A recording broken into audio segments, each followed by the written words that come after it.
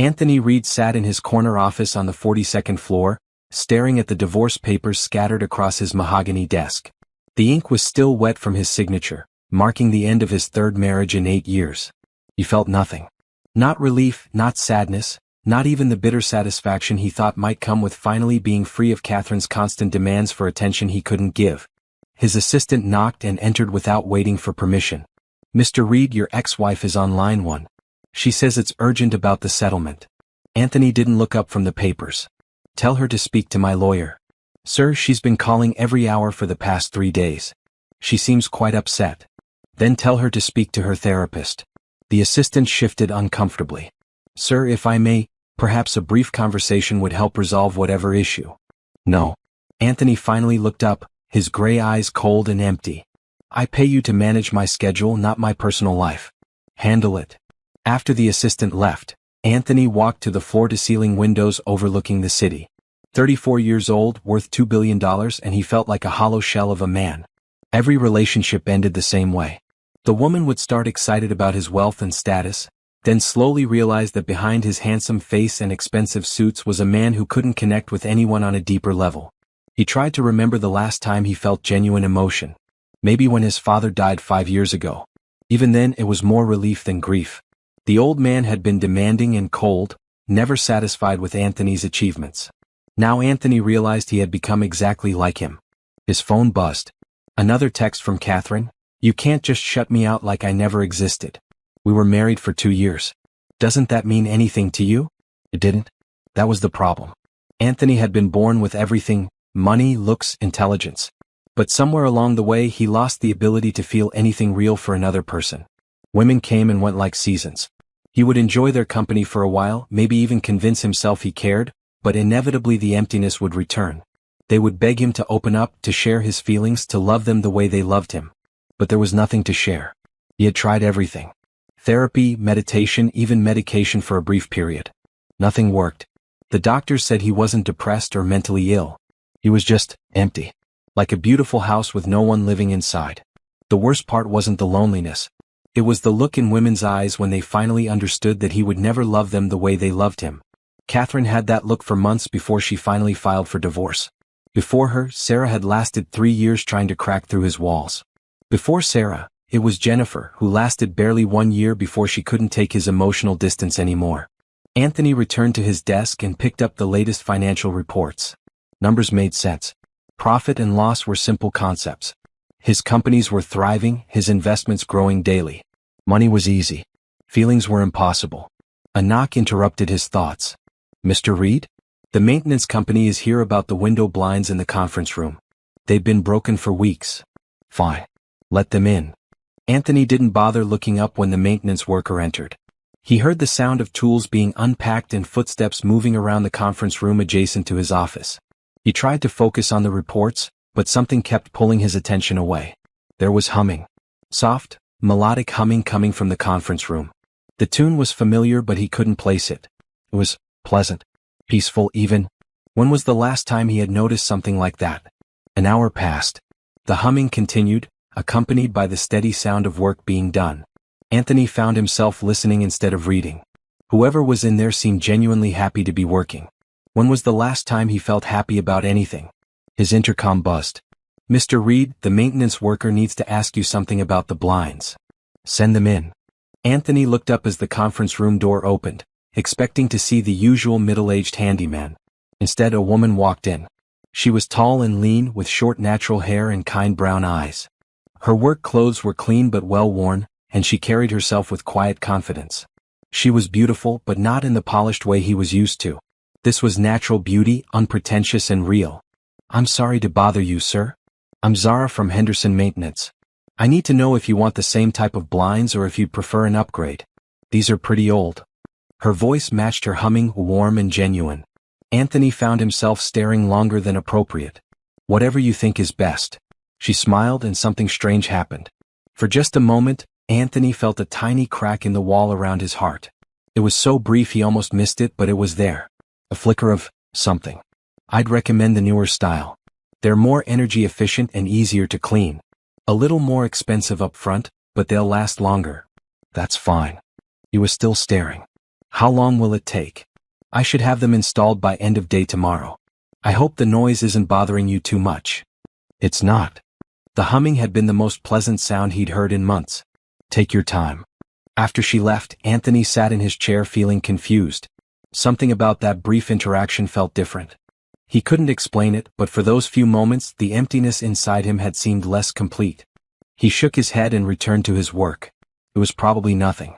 Just another woman who would disappoint him once he got to know her better. But as the afternoon wore on, he found himself listening for the sound of her humming, and wondering why such a simple thing could affect him at all. For the first time in years, Anthony Reed was curious about another person. And that terrified him more than he cared to admit. The next morning, Anthony arrived at his office an hour earlier than usual. He told himself it was to catch up on the quarterly reports, but deep down he knew he was hoping to hear that humming again. The maintenance woman, Azara, had said she would finish the blinds today. His assistant looked surprised to see him so early. Good morning, Mr. Reed. You're here bright and early. Should I move your 9 o'clock meeting up? No, keep everything as scheduled. Anthony walked past her desk quickly, not wanting to explain his unusual behavior. He settled at his desk with his coffee and tried to focus on work, but kept glancing toward the conference room. At 8:30 he heard voices in the hallway. His heart rate picked up slightly, another strange occurrence he couldn't explain. Zara entered the conference room with a box of new blinds and her tool bag. She was wearing the same type of work clothes as yesterday, but today Anthony noticed small details he had missed. The way she moved with purpose and efficiency. The fact that she wore no jewelry except for a simple watch. The small scar on her left hand that suggested she was no stranger to manual work. Within minutes, the humming started again. Today's tune was different. Something bluesy and soulful. Anthony found himself abandoning all pretense of working and simply listening. There was something about her voice that seemed to reach a part of him he thought was permanently closed off. Around 10 o'clock his phone rang. Catherine again. Anthony, please don't hang up. We need to talk about the house in the Hamptons. My lawyer says. Your lawyer can talk to my lawyer. Anthony kept his voice low, aware that Zara was in the next room. This is ridiculous. We lived together for 2 years. We shared a bed, shared meals, shared a life. How can you act like none of that mattered? The question hit harder than usual. Maybe because for the first time in months he was starting to wonder if he was capable of feeling something real for another person. Catherine, we've been over this. The marriage is over. The lawyers will handle the details. I loved you, Anthony. I really loved you. Doesn't that count for anything? He heard the pain in her voice and felt the familiar wall of numbness rise up. I'm sorry you're hurting. But dragging this out won't change anything. After he hung up, Anthony noticed the humming had stopped. A few minutes later, Zara knocked on his door frame. I'm sorry I couldn't help overhearing.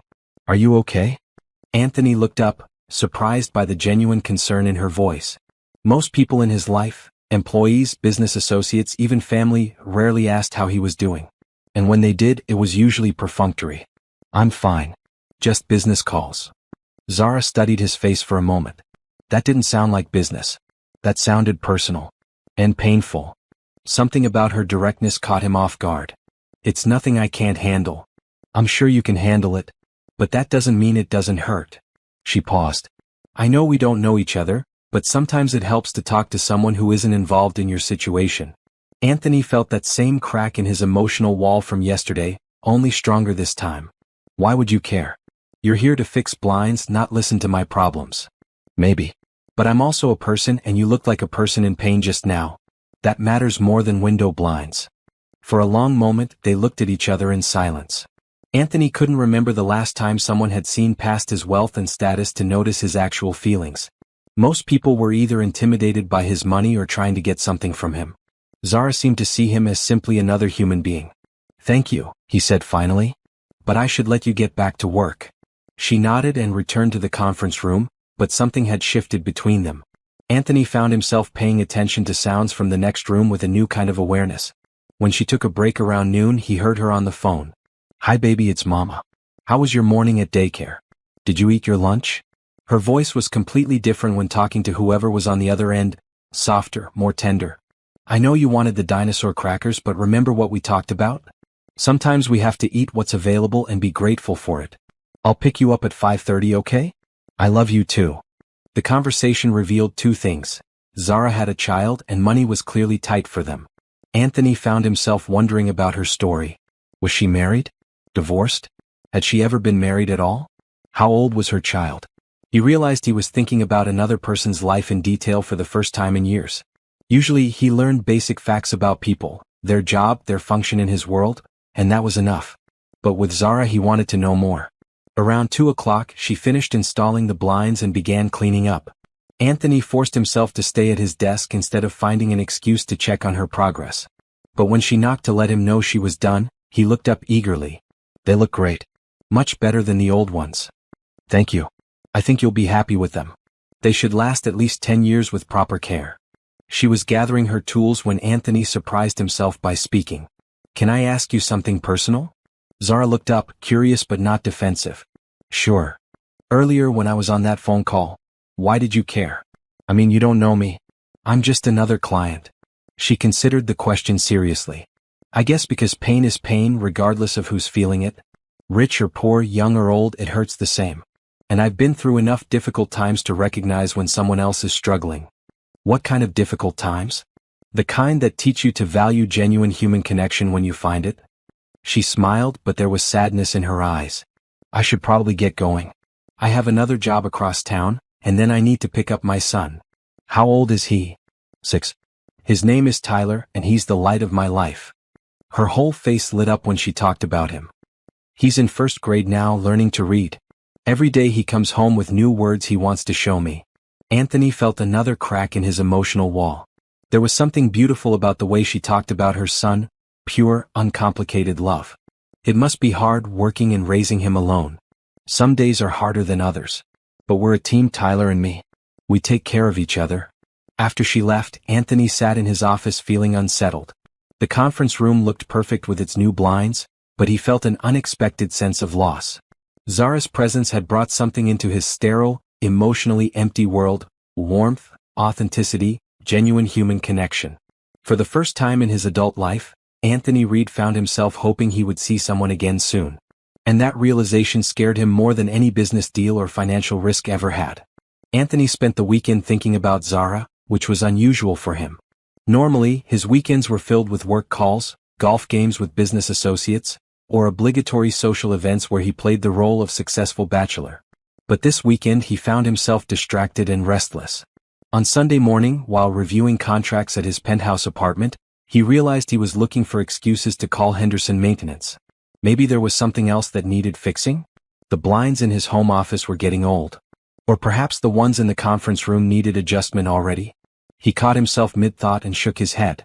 This was ridiculous. He was a billionaire CEO, not a teenager with a crush. But even as he tried to dismiss the feelings, he couldn't shake the memory of Zara's genuine concern when she heard his phone conversation with Catherine. Monday morning arrived gray and drizzly. Anthony got to the office early again, though he had no maintenance appointments to anticipate. His assistant noticed his unusual pattern. Mr. Reed, you've been getting here quite early lately. Is everything all right? Fine. Just getting an early start on the day. But everything wasn't fine. Anthony felt restless and unfocused. During his 10 o'clock meeting with department heads, he found his mind wandering. During lunch with potential investors, he barely listened to their pitch. By mid-afternoon, he gave up pretending to work and called Henderson Maintenance. Henderson Maintenance, this is Joan. This is Anthony Reed. I had some blinds installed last week, and I'd like to schedule some additional work. Of course, Mr. Reed. What type of work do you need? Anthony looked around his office desperately. The blinds in my personal office need to be replaced as well. Same style as the conference room. I can schedule that for you. Would Thursday morning work? Actually, I'd prefer to have the same technician who did the conference room. She did excellent work. That would be Zara. Let me check her schedule. She's available Wednesday afternoon. Would 2 o'clock work? Perfect. Anthony hung up feeling slightly foolish but undeniably excited. 3 days felt like an eternity. Tuesday dragged by. Anthony tried to fill his time with work, but nothing held his attention for long. He found himself wondering what Zara and her son Tyler were doing. Was Tyler having a good day at school? Did Zara enjoy her work, or was it just a necessity? What did they do together in the evenings? These were the kinds of personal questions he never asked about anyone. His relationships had always been surface level: dinner, events, physical intimacy, but never deep emotional connection.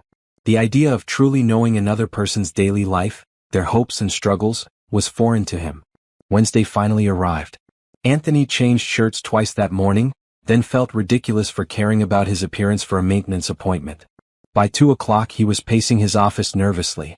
Zara arrived exactly on time, carrying her tool bag and looking professional as always. But when she smiled and said hello, Anthony felt that now familiar crack in his emotional walls. "Good afternoon, Mr. Reed. I understand you want to replace the blinds in here as well?" "Yes, the same style as the conference room.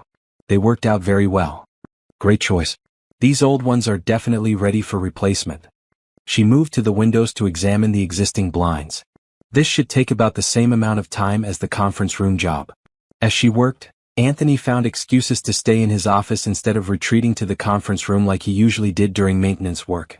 He answered emails, made phone calls, reviewed documents, all while stealing glances at Zara as she worked. She hummed while she worked again, a different tune this time. Something that sounded like an old soul song. Her movements were efficient and graceful, and she seemed genuinely content with her work. "Can I ask you something?" Anthony said during a lull in her humming. "Sure. You seem happy. I mean genuinely happy. Is that an act or do you really enjoy this work?" Zara paused in her work and looked at him thoughtfully. "That's an interesting question. I guess I am happy most of the time. Not because of the work specifically, but because I'm grateful to have work that supports my son and me. And I like solving problems, making things better than they were." "But don't you want more? A different career, more money, more, I don't know, excitement? What kind of more are you thinking of?" Anthony gestured around his expensive office. "This. Success. Power. The ability to buy whatever you want, go wherever you want." "And does that make you happy?" The question caught him completely off guard. No one had ever asked him that directly. It shouldn't it? Should it? I don't know. You tell me." Zara's voice was gentle, not challenging. "You have all those things. Are you happy?" Anthony stared at her, unable to answer. The honest answer was no, he wasn't happy. He wasn't really anything. But admitting that felt too vulnerable, too dangerous. "I'm sorry," Zara said quickly. "That was too personal. I didn't mean to pry." "No, it's a fair question. I just don't think about happiness much. I think about success, achievement, growth. Happiness seems like a luxury I don't have time for. Maybe that's the problem." "What do you mean?" "Maybe happiness isn't a luxury. Maybe it's the whole point." They worked in comfortable silence for a while after that, but Anthony couldn't stop thinking about her words. When had he stopped thinking about happiness? Had he ever thought about it?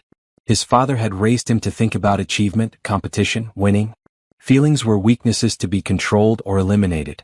But watching Zara work, listening to her gentle humming, seeing the natural contentment in her movements, Anthony began to wonder if he had been approaching life completely wrong. "Can I ask you something now?" Zara said as she measured the final window. "Of course. That phone call the other day, your ex-wife, right? You looked so sad after you hung up. Do you miss her?"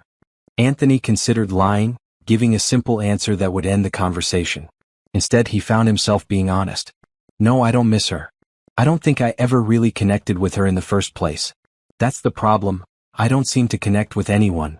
"That must be lonely." "It is." The admission surprised him. He had never said that out loud before. "Have you always felt that way?" "For as long as I can remember. I thought maybe it was just how I was built. Some people are naturally warm and connected, others aren't." Zara finished her measurements and looked at him seriously. "I don't think that's true. I think everyone has the capacity for connection. Sometimes it just gets buried under other things." "What kind of other things?" "Fear. Hurt. Old patterns that don't serve us anymore." She packed up her measuring tools. "I should have these new blinds installed by Friday." "Same time?" "That works." As she prepared to leave, Anthony felt a sense of panic. 2 more days felt too long. "Zara, can I ask you one more thing?" "Sure. Would you like to have coffee sometime? Just to talk. You're easy to talk to, and I don't have many people in my life who are genuinely honest with me." Zara studied his face carefully. "Mr. Reed, I appreciate the offer, but I should probably keep things professional. I have a son to think about, and getting involved with clients can get complicated." Anthony felt a stab of disappointment that was sharper than he expected. "Of course. I understand. But," she said softly, "if you ever need someone to talk to about real things, not business, just life, I'm a good listener."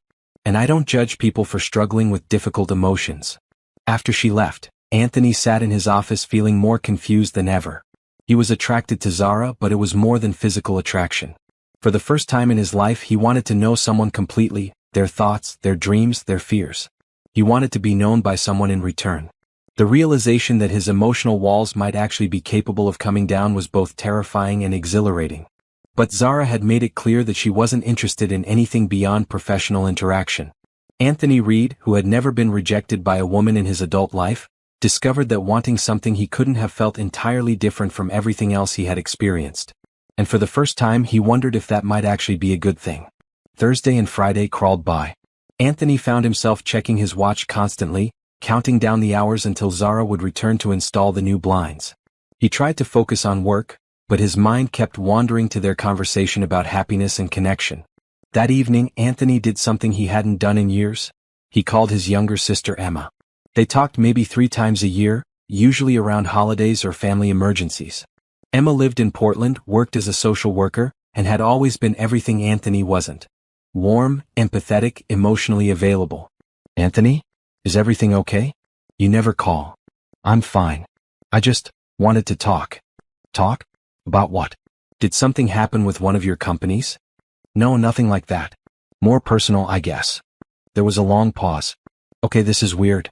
You don't do personal. What's going on? Anthony stared out the window of his penthouse at the city lights below. Do you think I'm capable of loving someone? Really loving them? Wow. Okay.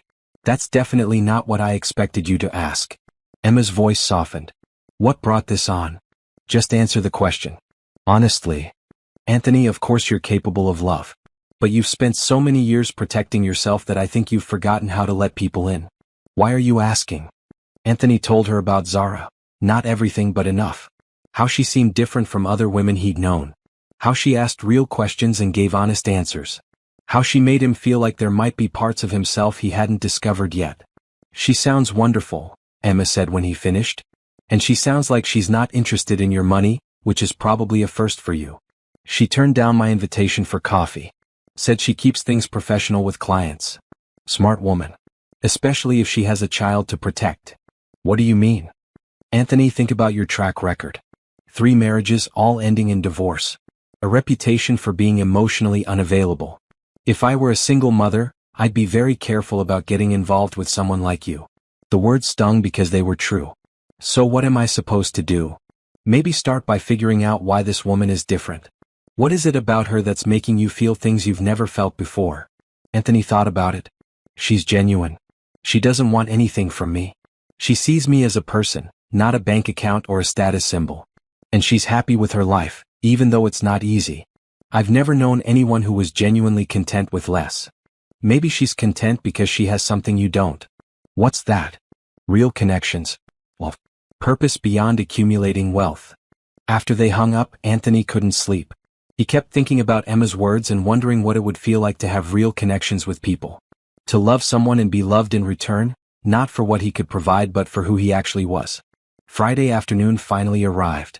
Anthony had changed clothes twice again and felt foolish about it. When Zara knocked on his door at exactly 2 o'clock, his heart rate increased noticeably. Good afternoon, Mr. Reed. Ready for some new blinds? Absolutely. As she worked, Anthony found himself studying her more carefully. She moved with quiet confidence, taking pride in doing quality work. When she encountered a problem with one of the window frames, she didn't call for help or complain. She simply figured out a solution and kept working.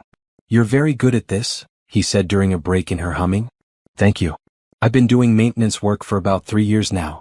Before that, I was in office management, but the hours were difficult with Tyler. What made you change careers? Necessity mostly. After Tyler's father left, I needed work that paid decently but had flexible hours. Maintenance work lets me be home with Tyler most evenings and weekends. Anthony felt a surge of anger toward Tyler's father, which surprised him. How long have you been raising him alone? Since he was 2. His father decided that being a parent was too much responsibility. Zara's voice remained neutral, but Anthony detected pain underneath. It was hard at first, but honestly, we're better off without someone who doesn't want to be there. That must have been incredibly difficult. It was. But it also taught me what really matters. Having people in your life who choose to be there, who show up even when things are hard. That's worth more than anything money can buy. Anthony thought about his own relationships. How many people in his life were there because they chose to be, versus those who were there for what he could give them? "Can I ask you something?" Zara said as she adjusted the final blind. "Of course. The other day when you asked me about coffee, what were you hoping for? I mean, really hoping for?" Anthony considered giving a safe answer, but something about Zara made him want to be honest. "I wanted to know you better. To have a real conversation with someone who doesn't want anything from me. You're the first person in years who's made me feel like there might be more to life than work and achievement." "And what would happen if you found out there was more to life? Would you be willing to change how you live?" "I don't know. Change is scary when you've built your whole identity around one way of being." Zara nodded thoughtfully. "I can understand that. But sometimes staying the same is scarier than changing, especially when staying the same means staying lonely." She finished packing her tools and stood to leave. At the door she paused and turned back. "Mr. Reed, can I share something with you?" "Please." 3 years ago, when Tyler's father left, I thought my life was over. I had to start completely over, new job, new home, new identity as a single mother. It was terrifying. But it was also the beginning of the happiest period of my life because for the first time, I was living authentically. I wasn't trying to be who someone else wanted me to be. What's your point? Maybe you're not as stuck as you think you are. Maybe the life you've built isn't the only life you could have. After she left, Anthony sat in his office with the late afternoon sun filtering through his new blinds. For the first time in years, he allowed himself to imagine a different kind of life. One where he came home to people who were genuinely happy to see him. Where he had conversations about more than business and money. Where he felt connected to something larger than his own success. It was a beautiful vision. It was also terrifying because it would require him to tear down every wall he had spent 34 years building. But as Anthony watched the sun set over the city, he realized that the walls that had protected him from pain had also protected him from joy. And maybe, just maybe, the risk of being hurt was worth the possibility of being truly happy. For the first time in his life, Anthony Reed began to consider the possibility that he might be willing to change everything for the chance to feel something real. The weekend after Zara finished the blinds felt different to Anthony. Instead of his usual routine of work calls and social obligations, he found himself walking through Central Park, observing families and couples in a way he never had before. He watched a father teaching his young daughter to ride a bike, saw the patient encouragement and genuine joy on the man's face when she finally managed a few wobbly pedals on her own. Anthony tried to remember if his father had ever looked at him that way. He couldn't recall a single memory of his father showing genuine pride or joy in his presence. Everything had been about achievement, about becoming worthy of the family name and fortune. On Sunday he drove past a playground and found himself stopping to watch children play while their parents chatted nearby. He spotted a woman who reminded him of Zara, tall, graceful, watching her son with obvious love and pride. The boy was around 6, maybe Tyler's age, and when he ran to his mother with excitement about conquering the monkey bars, she dropped everything to celebrate with him. Anthony wondered what it would feel like to have someone light up when they saw him, not because of what he could do for them, but simply because they loved his company. Monday morning brought him back to reality. His assistant informed him that Catherine's lawyer had called twice, there were 3 urgent meetings about the acquisition deal, and his accountant needed to discuss tax implications of the latest merger. But even surrounded by the familiar world of business and finance, Anthony found his thoughts drifting to Zara and Tyler. Were they having a good morning? Did Tyler like school? What did Zara do in the evenings after her work was done? Around noon, Anthony made an impulsive decision. He called Henderson Maintenance. "Henderson Maintenance, this is Joan. This is Anthony Reed. I was wondering if you could give me some information about one of your employees, Zara." "I'm sorry, Mr. Reed, but I can't share personal information about our employees. Is there something specific about her work that you need to discuss?" Anthony felt foolish. "No, her work was excellent. Never mind. Thank you." He hung up feeling frustrated and a little desperate. He wanted to see Zara again to continue their conversations, but she had made it clear she preferred to keep things professional. And he had no legitimate reason to call for more maintenance work. That afternoon, while reviewing contracts, Anthony had an idea. It was risky and possibly foolish, but it was the only way he could think of to see Zara again in a natural setting. He called Henderson Maintenance back. "Joan, this is Anthony Reed again. I wanted to schedule some maintenance work for my home. Several projects, actually." "Of course, Mr. Reed. What type of work do you need?" Anthony looked around his penthouse apartment. The blinds in the master bedroom need replacement. And the living room. Also, there's a squeaky door hinge in the kitchen, and the bathroom faucet has been dripping. I can schedule someone for next week. Would you prefer the same technician who worked on your office? Yes, if she's available. Let me check Zara's schedule. She could be there Wednesday morning. Would 10 o'clock work? Perfect. Anthony spent the next 2 days in a state of nervous anticipation he hadn't felt since he was a teenager. He found himself cleaning his already spotless apartment and wondering what Zara would think of his home. Would she see it as impressive, or would the obvious expense make her uncomfortable? Wednesday morning, Anthony took the unusual step of working from home. When the doorman called to announce Zara's arrival, Anthony felt his pulse quicken. She knocked on his door at exactly 10 o'clock, carrying her familiar tool bag and wearing her usual work clothes. But seeing her in his personal space felt different somehow, more intimate. Good morning, Mr. Reed. I understand you have several projects for me today. Yes, come in. Thank you for accommodating the house call. Zara stepped into his penthouse and Anthony watched her take in the space. The floor-to-ceiling windows offered a spectacular view of the city. The furniture was expensive and tasteful, chosen by a professional decorator. Everything was perfect and impersonal. Beautiful apartment, she said politely. Thank you. Where would you like to start? Why don't you show me everything that needs work, and I'll figure out the most efficient order. Anthony gave her a tour, pointing out the various issues he had invented. As they walked through his home, he found himself seeing it through her eyes. It was beautiful, but it felt more like a hotel suite than a place where someone actually lived. There were no personal photos, no books that showed his interests, no signs that a real person with real emotions lived there. Do you spend much time here? Zara asked as they finished the tour in the living room. I sleep here. Most of my time is spent at the office. That's a shame. It's a beautiful space, but it feels... She paused, clearly trying to find a diplomatic way to express her thoughts. Empty? Anthony supplied. I was going to say waiting. Like it's waiting for someone to actually live in it. The observation stung because it was accurate. Anthony had lived in this apartment for 5 years, but he had never made it a home. It was just another possession, expensive and impressive but not meaningful. Let me start with the bedroom blinds, Zara said, pulling out her measuring tape. These are quite old. How long have you lived here? 5 years. And you've never replaced the blinds? I never noticed them before. Zara looked at him curiously. What made you notice them now? Anthony could have given a dozen safe answers, but something about being in his own home with her made him want to be honest. You made me notice them. After you replaced the ones in my office, I started seeing things differently. What do you mean? I started paying attention to my environment instead of just existing in it. I started noticing details, wanting things to be better, more comfortable. More like a real home. Zara began measuring the bedroom windows, her movements efficient and practiced. What would a real home feel like to you? Anthony leaned against the doorframe, watching her work. I honestly don't know. I've never had one. Growing up, our house was like a museum. Beautiful but untouchable. And my marriages? We lived in beautiful spaces, but they never felt warm or welcoming. What about when you were a kid? Didn't you have a favorite spot where you felt safe and happy? Anthony thought hard. There was a treehouse my grandfather built before he died. I was maybe 8 years old. It was just a simple platform with walls, but it was mine. I used to go there to read or just think. What happened to it? My father had it torn down when I was 12. Said it was an eyesore and I was too old for childish things.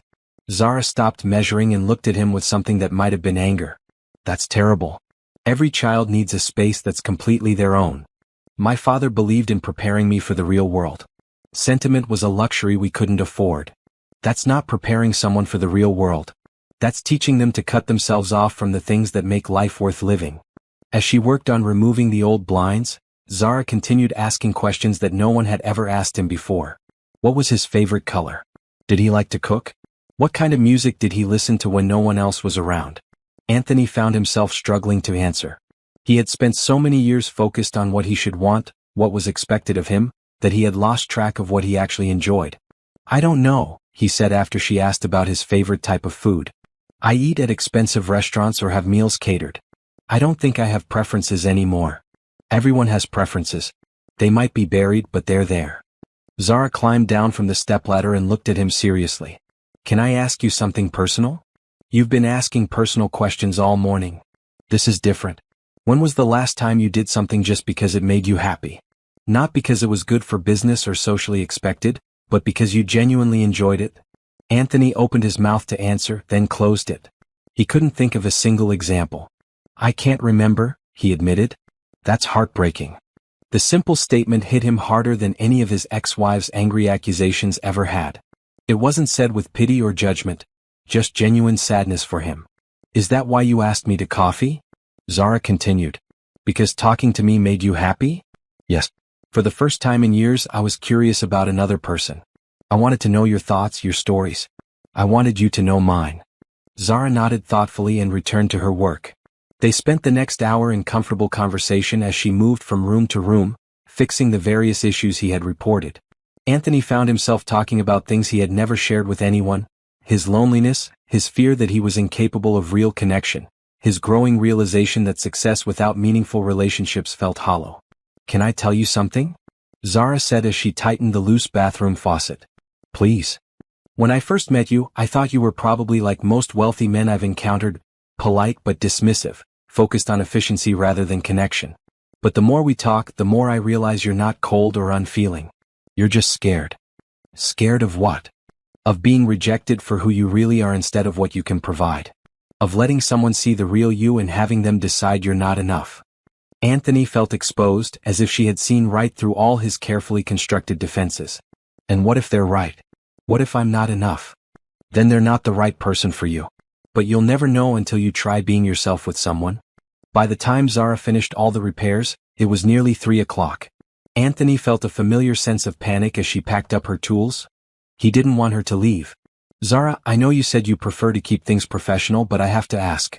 Would you consider letting me take you and Tyler to dinner? Nothing romantic, just, I'd like to meet him. And I'd like to continue getting to know you both. Zara paused in her packing. Why? Because you're the first person in years who makes me want to be better than I am. Because when I'm around you, I feel like there might be parts of myself worth discovering. And because I think Tyler sounds like an amazing kid, and I'd like to know what it feels like to be around someone who loves life the way children do. Mr. Reed. Anthony. Please. Anthony, I appreciate your honesty. I really do. But I have to be careful. Tyler's been through enough disruption in his short life. I can't introduce him to someone who might disappear when things get complicated. What if I promised not to disappear? How could you promise that? You don't even know who you are when you're not being a successful businessman. How can you promise to stick around while you figure it out? The question was fair and painful. Anthony realized he was asking her to take a risk on someone who had never proven himself capable of lasting commitment. You're right, he said quietly. I don't have a track record that would make you feel safe trusting me with your son's emotional well-being. It's not just about Tyler. It's about me too. I've worked hard to build a stable, happy life. I can't risk that for someone who's still figuring out what he wants. After she left, Anthony sat in his newly maintained apartment feeling worse than he had in years. For the first time he wanted someone more than he had ever wanted anything. But he was asking Zara to take a chance on a man who had never proven himself capable of sustaining deep emotional connections. That evening, Anthony did something he hadn't done since college. He went to a bookstore. Not to buy business books or investment guides, but to wander the aisles and see what caught his interest. He found himself drawn to the parenting section, then the self-help area, and finally to a section on emotional intelligence and building meaningful relationships. He left with a bag full of books and a growing understanding that if he wanted to be worthy of someone like Zara and Tyler, he needed to do more than just recognize his problems. He needed to actively work on becoming the kind of man who could offer stability, consistency, and genuine love.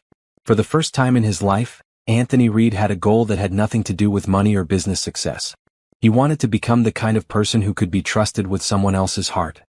Anthony spent the next 2 weeks reading everything he could find about emotional intelligence, healthy relationships, and personal growth. He started seeing a therapist, not because he was depressed, but because he wanted to understand why he had spent 34 years unable to form deep connections with people. Dr. Sarah Chin was nothing like what Anthony had expected. She was direct, practical, and completely unimpressed by his wealth or status. During their second session, she asked him a question that stopped him cold. Anthony, you've told me about wanting to connect with this woman and her son. But what would you bring to their lives? What do you have to offer besides money? Anthony stared at her, realizing he had no answer. I don't know, he admitted. Then that's where we need to start. You can't build a healthy relationship from a foundation of need and emptiness. You have to have something real to offer. Over the following days, Anthony began to explore who he was beyond his business identity. He discovered that he enjoyed cooking, something he hadn't done since college. He found that he had opinions about music, books, and art that had nothing to do with investment potential. He started volunteering at a local literacy program, reading to children one evening a week. The kids at the literacy center were a revelation. They didn't care about his expensive clothes or watch. They just wanted someone to pay attention to them, to listen to their stories about school and friends and favorite animals. Anthony found himself looking forward to those evenings more than any business meeting.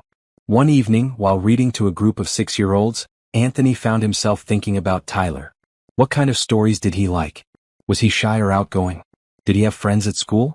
The questions felt natural and important in a way that quarterly profit reports never had. After 3 weeks without any contact with Zara, Anthony made a decision. He called Henderson Maintenance. "Joan, this is Anthony Reed. I was wondering if I could ask a favor." "Of course, Mr. Reed. What can I do for you?" "I'd like to hire your company for a special project. There's a community center in Brooklyn that works with single parents and their children. They need some maintenance work done, blinds, plumbing, basic repairs. I'd like to cover the cost, but I want it done anonymously." "That's very generous. I can certainly arrange that. There's one more thing. I'd like to request that Zara handle the project if she's willing. She does excellent work, and I think she'd be perfect for a community-focused job like this." Anthony gave Joan the details and contact information for the Sunshine Community Center, a place he had found through his volunteer work. It served low-income families in Brooklyn, offering after-school programs, parenting classes, and support services. Anthony had visited the center the week before and noticed that the building needed significant maintenance work. The plan was simple. If Zara took the job, Anthony would happen to be there volunteering when she arrived. It would give him a chance to see her again in a context that wasn't about him hiring her services. Maybe she would see that he was genuinely trying to become involved in something meaningful. The call came 2 days later. Joan informed him that Zara had accepted the community center project and would begin work the following Monday. Anthony immediately contacted the center's director, Maria Santos, and arranged to volunteer that same day. Monday morning found Anthony more nervous than he had been before any business presentation. He arrived at the community center early, wearing jeans and a simple sweater instead of his usual expensive suits. The center was bustling with activity: children in the after-school program, parents attending a job skills workshop, elderly residents using the community room for their weekly card game. Anthony was helping set up chairs for a parenting class when he heard a familiar voice behind him. "Anthony?" He turned to find Zara standing in the doorway, tool bag in hand, looking completely surprised to see him. "Hi, Zara. What are you doing here?" "I'm here for a maintenance job." "What are you doing here?" "I volunteer here sometimes. I help with the literacy program." Zara studied his face carefully, as if trying to determine whether he was telling the truth. "How long have you been volunteering here?" "About 3 weeks now. I started coming after." Anthony paused, realizing how this might sound. "After our last conversation got me thinking about what I could contribute to the world beyond business." Maria Santos appeared beside them, a warm smile on her face. "Anthony, I didn't know you knew our maintenance worker. Zara, this is Anthony Reed, one of our newest volunteers. He's been wonderful with the children in our reading program." Zara looked even more surprised. "You work with children?" "Every Tuesday and Thursday evening. I read to the 6-year-olds mostly." "That's unexpected." Maria laughed. Anthony was nervous his first day. Said he didn't know if he was good with kids. "But you should see him now, the children absolutely adore him. He has this way of making each child feel like the most important person in the room." Anthony felt his cheeks warm with embarrassment and pride. "I should let you two discuss the maintenance work. I'll be in the children's room if you need anything." As he walked away, Anthony heard Maria telling Zara about the various repairs needed throughout the building. He tried to focus on preparing materials for that evening's reading session, but his attention kept drifting to the sounds of Zara working in the main room. Around noon, Anthony was eating lunch in the community kitchen when Zara joined him. "Mind if I sit here?" "Please." They ate in comfortable silence for a few minutes before Zara spoke. "So you really volunteer here? This isn't some elaborate coincidence." Anthony met her eyes. "I really volunteer here. But I'll admit, when I heard you were doing work here, I made sure to be here today so I could see you." "Why?" "Because I've been thinking about our last conversation every day for 3 weeks. Because I've been working on becoming the kind of person who might be worthy of your friendship." And because I wanted you to see that I'm serious about changing. What kind of changes are you making? Anthony told her about the therapy, the reading, the volunteer work. He talked about discovering interests and preferences he didn't know he had. About learning to be present in conversations instead of always thinking about the next business deal. That's a lot of change in a short time, Zara said when he finished. Not nearly enough, but it's a start. They were interrupted by a commotion from the children's room. A little boy was crying while other children gathered around him. What happened? Anthony asked as he and Zara rushed over. Tommy fell and scraped his knee, said one of the other children. He's really scared of blood. Anthony knelt down beside the crying boy, who looked to be about 5 years old. Hey Tommy. That looks like it hurts. Can I take a look? Tommy nodded through his tears. The scrape was minor, but the child was clearly frightened. You know what? Anthony said gently. I used to be scared of blood too when I was your age. But then my grandfather taught me a secret about scrapes like this. What secret? Tommy sniffled. They're actually badges of courage. They mean you were brave enough to try something new, even if it didn't work out perfectly. And the best part is, your body is so amazing that it knows exactly how to fix itself. Anthony carefully cleaned the scrape and applied a bandage with cartoon characters on it. There you go, brave guy. That should heal up in no time. Tommy smiled and ran off to rejoin his friends. When Anthony looked up, he found Zara watching him with an expression he couldn't read. What? He asked. That was beautiful. You're really good with children. They're easy to be good to. They don't judge you or want anything from you except attention and kindness. Is that why you started volunteering here? Anthony considered the question. Maybe partly. But also because being around kids reminds me what genuine joy looks like. They get excited about small things. They're curious about everything. They haven't learned to be cynical yet. Tyler's like that. He finds wonder in the simplest things, a butterfly, an interesting shaped cloud, a new word he's learned to read. I'd like to meet him someday, Anthony said quietly. If you think that would be okay. Zara was quiet for a long moment. Anthony, can I ask you something honestly? Always. What do you want from me? From us? I need to understand what you're hoping will happen. Anthony felt his heart racing. This was the conversation he had been both anticipating and dreading. I want to know you, he said simply. Really know you. I want to know Tyler. I want to be part of your lives in whatever way you'll allow. I'm not looking for a casual relationship or a fling. I'm looking for something real and lasting. And what if the real me disappoints you? What if Tyler has bad days or gets sick or acts like a normal 6-year-old who sometimes throws tantrums? What if our life is too ordinary for someone who's used to excitement and luxury? Zara, ordinary sounds like paradise to me. I've had excitement and luxury my whole life and they're empty. What I want is real. I want to come home to people who are genuinely happy to see me.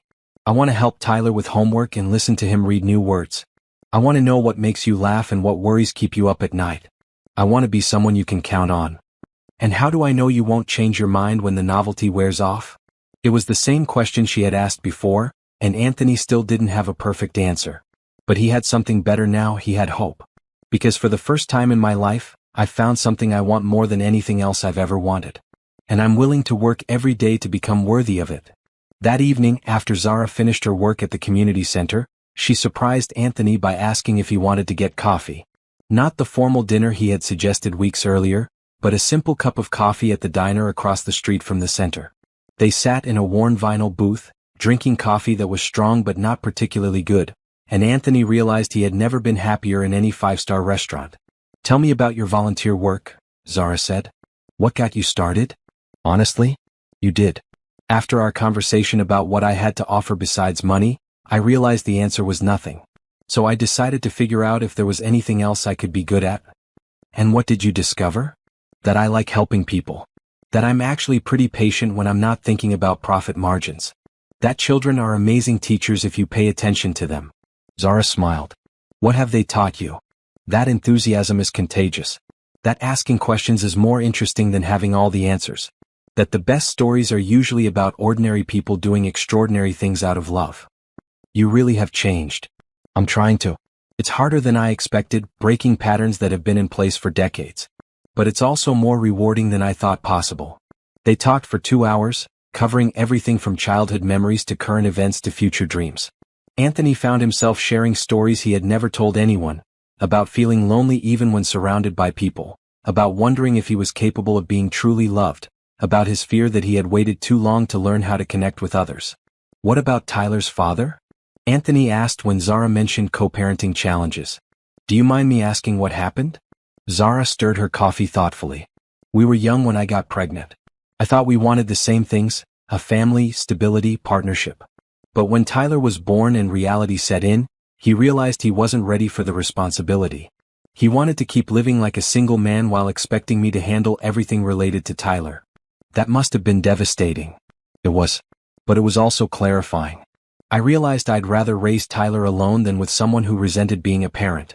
Children deserve better than that. How do you do it? Raise a child alone while working full-time? Some days are harder than others. But Tyler and I are a team. We take care of each other.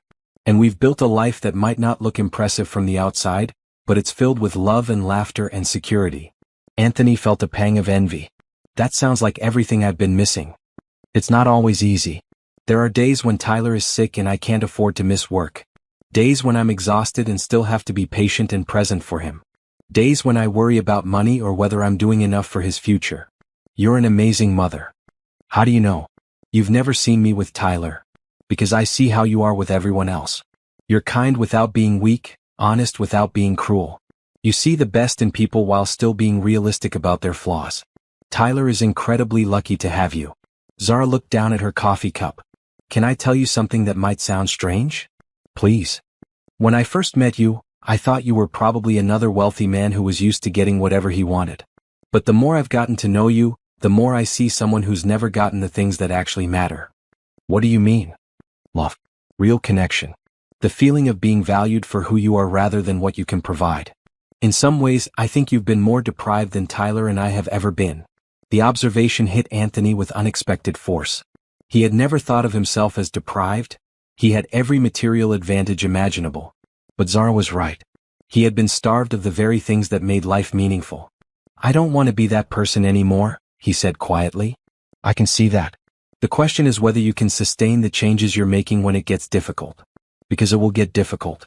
Real relationships require you to show up even when you're tired, stressed, or dealing with your own problems. I want to try.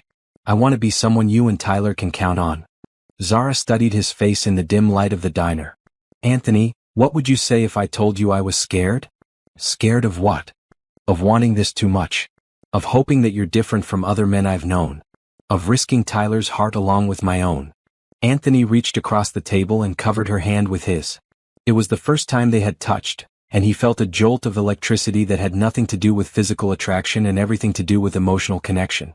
I'd say that being scared means it matters to you. And that gives me hope. What if we tried something small first? What if you came to dinner at our apartment this weekend? Nothing fancy, just spaghetti and getting to know Tyler. See how you feel about our real life before we make any big decisions. Anthony felt his heart racing. I would love that more than anything. Saturday at 6? I should warn you, Tyler will probably ask you a million questions and want to show you every toy he owns. That sounds perfect. As they prepared to leave the diner, Zara turned to him with a serious expression. Anthony, I need you to understand something. If you meet Tyler and decide this isn't what you want, you need to be honest about it. I can handle rejection, but Tyler can't handle being abandoned by another father figure. I understand. And Zara? I've never been more certain about anything in my life. The rest of the week passed in a blur of nervous anticipation. Anthony found himself shopping for child-appropriate gifts, researching 6-year-old interests, and worrying about making a good impression in a way he hadn't experienced since high school. Friday evening, during his volunteer session at the community center, one of the children asked him why he seemed so happy lately. I'm meeting someone very special tomorrow, Anthony told the boy. Like a girlfriend? Maybe. And her son, who's about your age. Are you nervous? Very nervous. Don't worry, the child said with the wisdom that only 6-year-olds possess. Kids can tell if grown-ups are nice. If you're nice, he'll like you. Saturday arrived gray and drizzly, matching Anthony's nervous energy. He changed clothes 3 times before settling on jeans and a casual button-down shirt. He stopped at a bookstore and bought Tyler a collection of adventure stories, then second-guessed himself and bought a science kit as well. Zara's apartment building was modest but well-maintained, in a quiet neighborhood in Queens. Anthony climbed 3 flights of stairs, his heart pounding harder with each step. When Zara opened the door, she was wearing jeans and a soft sweater, her hair pulled back in a ponytail. She looked beautiful and nervous. "Hi," she said softly. "Hi." Behind her, Anthony could see a small figure peeking around the corner. Tyler stepped into view, a miniature version of his mother, with the same kind eyes and curious expression. "Tyler, this is Anthony. Anthony, this is my son Tyler." Anthony knelt down to Tyler's eye level. "It's nice to meet you, Tyler. Your mom has told me so many wonderful things about you." Tyler studied him seriously. "Are you the one who fixes things?" "No, that's your mom. I just sit at a desk and work with numbers all day." "That sounds boring." Anthony laughed. "It is boring. That's why I like coming to places like this much better." Tyler's face lit up. "Do you want to see my room? I have dinosaurs and books and a puzzle with 100 pieces. I would love to see all of those things." As Tyler grabbed his hand and pulled him toward the bedroom, Anthony caught Zara's eye over the boy's head. She was smiling, and for the first time since he'd known her, she looked genuinely hopeful. Maybe, Anthony thought as he let himself be led into the warm, love-filled world that Zara and Tyler had created together, maybe he was finally home. Tyler's room was everything Anthony had expected and more. The walls were covered with dinosaur posters and artwork from school. Books were stacked everywhere, picture books, early readers, and several chapter books that seemed advanced for a 6-year-old. A half-finished puzzle of the solar system covered a small table by the window. "This is my favorite dinosaur," Tyler said, holding up a plastic T-Rex. "His name is Rex, but that's not very creative because all T-Rex are named Rex. Do you know any other names for dinosaurs?" Anthony sat cross-legged on the floor, genuinely thinking about the question. "What about Titan? That means giant in ancient Greek." Tyler's eyes widened. "That's a good name. Titan the T-Rex." He made the dinosaur walk across the carpet, adding sound effects. "Do you know about ancient Greek?" "A little bit. I studied it in college." "Did you like college?" "Some parts." "What's your favorite subject in school?" "Reading. I can read almost anything now. Want to hear me read?" For the next 20 minutes, Tyler read to Anthony from 3 different books, stumbling occasionally over bigger words but pushing through with determination. Anthony found himself genuinely impressed by the boy's ability and enthusiasm. "You're an excellent reader," Anthony said when Tyler finished the 3rd book. "Much better than I was at your age." "Really?" "Mom says reading is the most important thing to learn because once you can read, you can learn anything." "Your mom is very smart." "I know. She knows everything. Well, almost everything. She doesn't know much about dinosaurs, but that's okay because I can teach her." Anthony smiled at the boy's matter-of-fact tone. "What else do you like besides reading and dinosaurs?" "Cooking with Mom. Building things. Playing soccer, but I'm not very good yet. Helping people feel better when they're sad." "Helping people feel better? That's a wonderful thing to like." Tyler nodded seriously. "Mom says everyone needs help sometimes and helping makes you feel good inside. She helps people fix things and I help by being good and not making extra work for her." Anthony felt a tightness in his chest. At 6 years old, Tyler already understood concepts of empathy and service that Anthony was just learning at 34. "Tyler, dinner's ready?" Zara called from the kitchen. The dining area was small but warm with a table set for 3. The meal was simple, spaghetti with meat sauce, garlic bread, and a salad, but it smelled better than anything Anthony could remember eating. "I helped make the sauce," Tyler announced proudly as they sat down. "I got to crush the tomatoes with my hands." "That sounds like the fun part," Anthony said. "It was. Mom let me get messy. Usually I have to be careful, but cooking is different." As they ate, Anthony found himself drawn into easy conversation with both Zara and Tyler. The boy asked thoughtful questions about Anthony's work, his apartment, and whether he had any pets. When Anthony mentioned that he didn't have pets, Tyler looked concerned. "That's sad. Pets make everything better. We can't have pets here because the landlord says no, but someday when we have our own house we're going to get a dog." "What kind of dog?" Anthony asked. "A big one that likes to play and a little one that likes to cuddle. Mom says we have room in our hearts for both." Zara smiled at her son. "We've talked about this extensively, as you can tell." After dinner, Tyler insisted on showing Anthony his homework. The boy's backpack was organized with the precision of someone much older, with folders for different subjects and a planner where he tracked assignments. "Mom taught me to be organized," Tyler explained. "She says when you're organized, you have more time for fun things." "That's very smart. I wish I had learned that when I was your age." "You can learn it now. Mom says it's never too late to learn new things."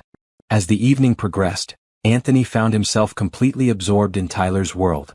They worked on the solar system puzzle together, with Tyler sharing facts about each planet. They built a tower with blocks, with Tyler patiently explaining the engineering principles he had learned from library books.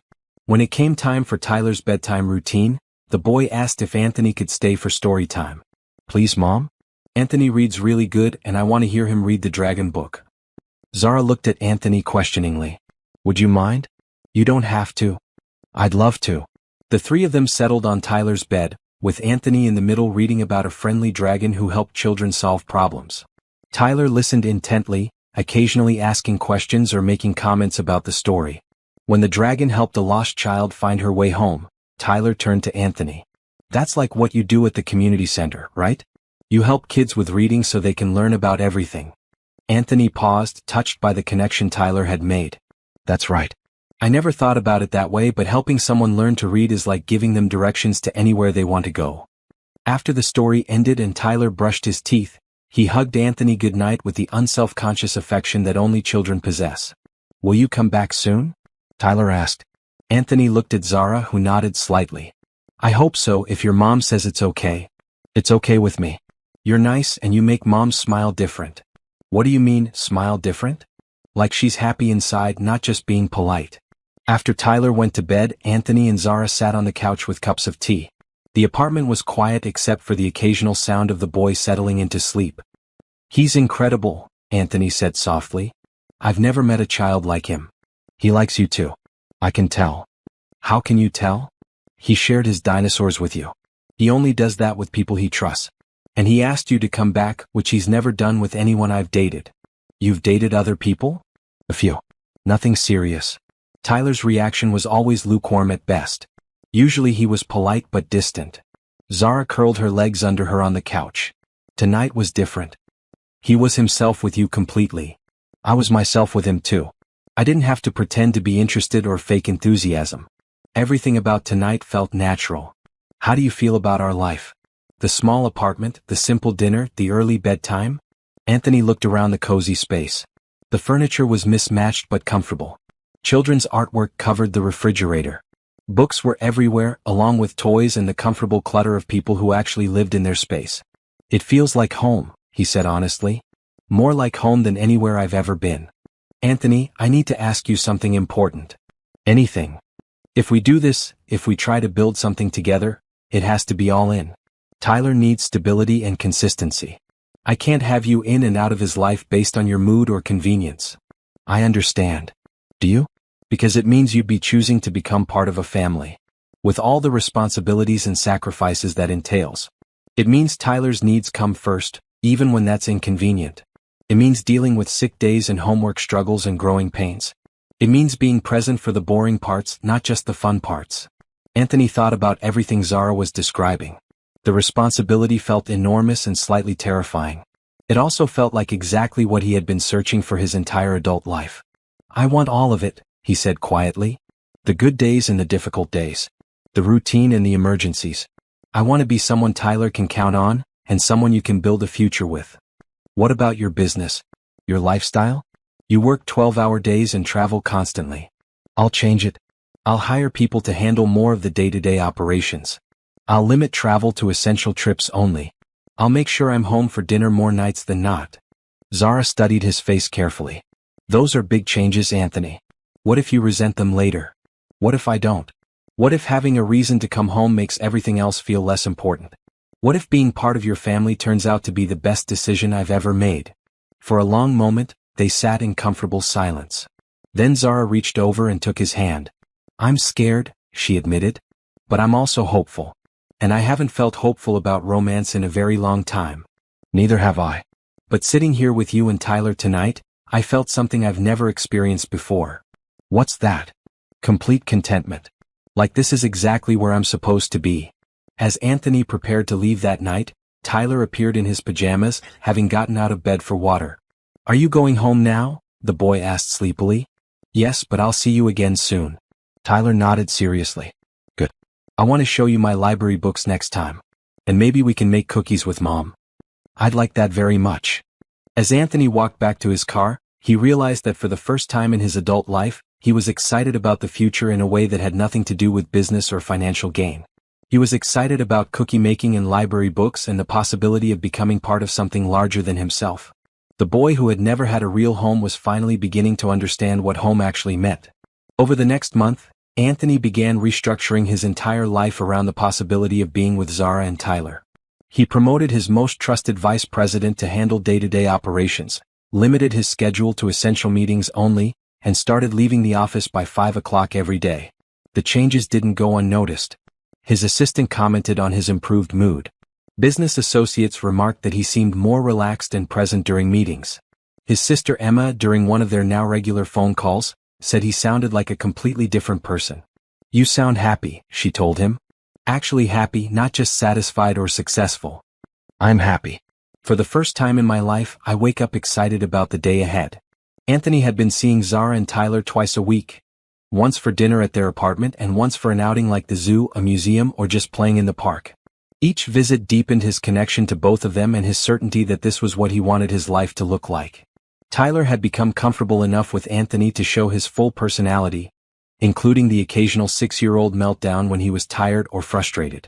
The first time Tyler had a tantrum in front of Anthony, Zara had looked embarrassed and worried about how he would react. But Anthony found that he had infinite patience for Tyler's difficult moments. When the boy melted down over a puzzle that wasn't working the way he wanted, Anthony simply sat beside him and waited for the storm to pass, then helped him find a different approach to the problem. "You're good at this," Zara had said afterward. "Good at what?" "Being a parent. It comes naturally to you."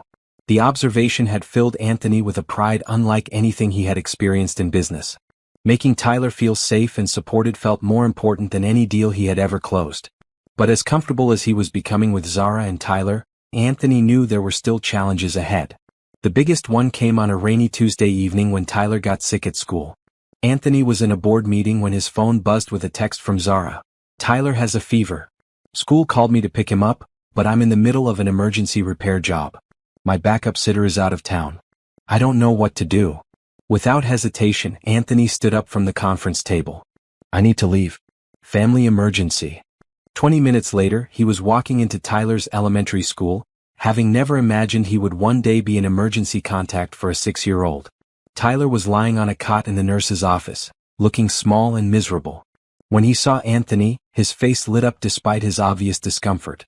"Anthony, you came to get me?" "Of course I did. Your mom is stuck at work, so I'm your backup today." The school nurse looked confused. "And you are?" "Anthony Reed. I'm on Tyler's emergency contact list." Anthony hoped this was true, though he and Zara hadn't specifically discussed it. The nurse checked her computer and nodded. "Yes, here you are. Tyler has a fever of 101. He should be fine with rest and fluids, but he can't return to school until he's been fever-free for 24 hours. Anthony carefully buckled Tyler into the car seat that Zara had installed in his Mercedes the week before. Another sign of how their lives were becoming intertwined. "Are we going to your house?" Tyler asked weakly as Anthony drove. "Would you like that? Or would you rather go home?" "Your house. I want to see where you live." Anthony realized this would be Tyler's first time at his penthouse. The boy had expressed curiosity about it, but they had always spent time at Zara's apartment or out somewhere together. When they arrived at his building, Tyler was impressed by the doorman and the elevator, but once they reached the apartment, he looked around with confusion. "Where are your things?" Tyler asked. "What do you mean?" "Like pictures and books and stuff that shows who you are. It looks like a hotel." Out of the mouths of babes. Anthony saw his apartment through Tyler's eyes and realized the boy was absolutely right. Despite living there for 5 years, the space contained almost nothing personal or meaningful. "You're right. I haven't done a very good job of making it feel like home. Maybe Mom and I can help you sometime. We're good at making places feel cozy." Anthony settled Tyler on the couch with blankets and put on a nature documentary about dinosaurs. Then he called Zara to update her on Tyler's condition. "Thank you so much for picking him up," she said, and he could hear the relief in her voice. "I know this wasn't planned and you probably had important meetings." "Zara, nothing is more important than Tyler feeling safe when he's sick. Nothing. I should be done here in about 2 hours. Can you handle him until then?" "We're fine. He's watching documentaries and drinking juice. Take your time." The afternoon passed peacefully. Tyler dozed on and off, and when he was awake, he peppered Anthony with questions about the apartment, his work, and whether he had ever been sick when he was little. "My dad never took care of me when I was sick," Tyler said matter-of-factly during one conversation. "I'm sorry about that." "It's okay. Mom always takes good care of me. And now you're here too." "I'll always be here when you need me, Tyler." "Promise?" The question caught Anthony off guard. Tyler was asking for a commitment that went beyond dating his mother. He was asking Anthony to promise to be a permanent part of his life. "I promise," Anthony said, and meant it completely. When Zara arrived that evening, she found them both asleep on the couch, Tyler curled up under a blanket, and Anthony sitting upright beside him, one hand resting protectively on the boy's back. "How long have they been like this?" she asked Anthony's doorman, who had let her up. "About an hour, miss. The little one woke up crying earlier, and Mr. Reed just sat with him until he fell back asleep. Didn't move a muscle even when his phone kept ringing."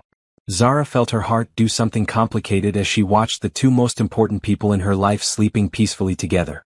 Anthony looked completely natural in the role of caretaker, and Tyler looked completely secure in his trust. When Anthony woke up and saw her, he smiled softly. "How did the emergency repair go?" "Fine." "How was Tyler?" "Perfect. A little cranky when his fever spiked, but mostly just tired. He kept saying he felt better because I was there." "Anthony, I can't thank you enough.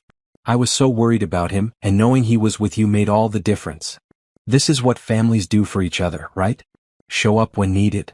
Is that what we are? A family?" Anthony looked down at Tyler, still sleeping peacefully beside him, then back at Zara. "I'd like to be.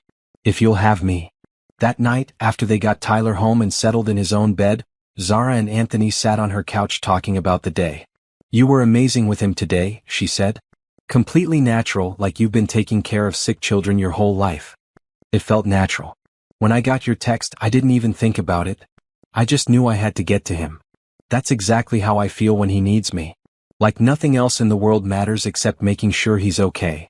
"Is this what love feels like?" Anthony asked quietly. "What do you mean?" "This overwhelming need to protect and care for someone else. This feeling that their well-being is more important than anything else in your life." Zara studied his face in the dim light. "Yes, that's exactly what love feels like. Then I love Tyler. And I love you. I love the life we're building together, and I love the person I'm becoming when I'm with you both." "Anthony, I know it's fast. I know we've only been doing this for a month. But I've never been more certain of anything in my life." Zara was quiet for a long moment. Then she reached over and took his hand. "I love you too. Both Tyler and I do. But there's something I need to tell you, and I don't know how you're going to react." Anthony felt his stomach tighten. "What is it?" "Tyler asked me today if you were going to be his new dad. And I realized I didn't know how to answer him, because we've never talked about what the future looks like." "What did you tell him?" "I told him that sometimes adults need time to figure out important things, but that you care about him very much." "Zara, I want to be Tyler's dad. Not just a father figure or a step-parent, but his real dad in every way that matters. I want to be the person he calls when he's scared or excited or needs help with homework. I want to teach him to drive and help him through heartbreak and walk him down the aisle someday if he wants that." "Are you asking what I think you're asking?" Anthony slid off the couch and onto one knee, taking Zara's hands in his. "I don't have a ring yet because this wasn't planned. But I can't wait another day to ask you. Zara, will you marry me? Will you let me be Tyler's father and your husband? Will you let me spend the rest of my life showing you both how much you mean to me?" Tears were streaming down Zara's face. "Yes," she whispered. "Yes to all of it." As they held each other on the couch, Anthony realized that the empty man who had signed divorce papers just a few months ago no longer existed. In his place was someone who had discovered that the greatest wealth wasn't measured in dollars, but in the love of the people who chose to build a life with you. The transformation was complete. The heart that couldn't feel had learned to love completely and unconditionally. And for the first time in his life, Anthony Reed was exactly where he belonged. 6 months later, Anthony stood in the bathroom of his penthouse apartment, adjusting his tie for the third time. Today was the day he had been both anticipating and dreading for weeks. The day he would legally adopt Tyler. The adoption process had been straightforward since Tyler's biological father had voluntarily relinquished his parental rights. But the emotional weight of the moment felt enormous. After today, Anthony would officially be Tyler's father, with all the legal responsibilities and privileges that entailed. There was a knock on his bedroom door. "Dad? Are you almost ready? Mom says we need to leave in 10 minutes. Dad." Even after months of Tyler calling him that, the word still sent a surge of joy and pride through Anthony's chest. "Coming, buddy. Just making sure I look presentable for the judge." Tyler appeared in the doorway, wearing his best clothes, a button-down shirt and khakis that he had picked out himself for this special day. "You look good, Dad. But you always look good." "Thank you. You look pretty handsome yourself." They had moved into a new house 3 weeks after Anthony and Zara's engagement, a 4-bedroom colonial in a family-friendly neighborhood with good schools and a big backyard. Tyler had been thrilled to finally have space for the dog they had promised him, and they had adopted a golden retriever puppy named Buster just last month. The house was everything Anthony's penthouse wasn't: warm, lived in, full of family photos and Tyler's artwork and the comfortable clutter of people who actually enjoyed being home together. Anthony had never imagined that stepping on Lego pieces and bare feet could feel like such a privilege. "Zara, are you ready?" Anthony called as he and Tyler headed downstairs. "Almost. Just trying to find the camera. I want to document every moment of today." Zara appeared from the kitchen, wearing a blue dress that brought out her eyes and carrying the camera that had become a permanent fixture in their lives. She had been documenting Tyler's childhood with the dedication of a professional photographer, determined to capture every milestone and ordinary moment. "Family photo before we leave?" she suggested, setting up the camera timer. The three of them positioned themselves in front of the fireplace, Tyler in the middle with Anthony and Zara's arms around him. As the camera clicked, Anthony marveled at how natural this felt. 6 months ago, he couldn't have imagined himself in a family photo. Now he couldn't imagine his life any other way. The courthouse was busy with people handling various legal matters, but Anthony only had eyes for the small family beside him. Tyler held his hand tightly as they waited for their case to be called, occasionally asking questions about what would happen next. "Will I get a new birth certificate?" Tyler asked. "Yes, buddy. It will have my name on it as your father. And then I'll officially be Tyler Reed? If that's what you want. You can keep your mother's last name if you prefer, or you can hyphenate it." Tyler considered this seriously. "I want to be Tyler Reed. Then we'll all have the same last name like a real family." "We're already a real family," Zara said softly. "The paperwork just makes it official." When their case was called, they stood before Judge Martinez, a kind-looking woman who had clearly handled many adoption cases. She reviewed the paperwork carefully, then looked at Tyler. "Tyler, do you understand what's happening today?" "Yes, ma'am. Anthony is becoming my legal dad, which means he promises to take care of me forever and ever." "And how do you feel about that?" "Really happy. He already takes care of me like a real dad. He helps with homework and reads bedtime stories and comes to my soccer games. He even learned how to make my favorite pancakes." Judge Martinez smiled. "And Anthony, do you understand the commitment you're making today?" "Yes, Your Honor. I'm promising to love, support, and protect Tyler for the rest of my life. To be there for him through every challenge and celebration. To be the father he deserves." "Zara, you're consenting to this adoption?" "Absolutely. Anthony has been an incredible father to Tyler from the moment they met. This is just making official what's already true in our hearts." Judge Martinez picked up her gavel. "Then by the power vested in me by the state, I hereby grant this adoption petition. Anthony Reed, you are now Tyler's legal father. Tyler Reed, you now have a permanent family who loves you unconditionally." As the gavel came down, Tyler launched himself into Anthony's arms. "We did it, Dad. We're officially a family." Anthony held his son tightly, tears streaming down his face. "We sure are, buddy. Forever and always." The photographer Zara had hired captured the moment. Anthony and Tyler embracing while Zara looked on with joy and love radiating from her face. It would become Anthony's favorite photo, the one he kept on his desk at work and looked at whenever he needed a reminder of what truly mattered. After the courthouse, they went to Tyler's favorite restaurant to celebrate. Over pizza and ice cream, Tyler peppered Anthony with questions about what would change now that the adoption was official. "Nothing will change, buddy," Anthony assured him. "We're already living as a family. This just means it's legally recognized. What about when you and Mom get married next month? Will anything change then?" Anthony and Zara exchanged glances. Their wedding was planned for the following month, a small ceremony in their backyard with just close friends and family. Tyler was excited to be the ring bearer and had been practicing walking slowly down the aisle with Buster. "The only thing that will change is that your mom and I will be married," Zara said. "But we'll still be the same family we are right now." "Good. I like our family exactly the way it is." That evening, after Tyler had gone to bed, Anthony and Zara sat on their back porch, watching the sunset and reflecting on the day.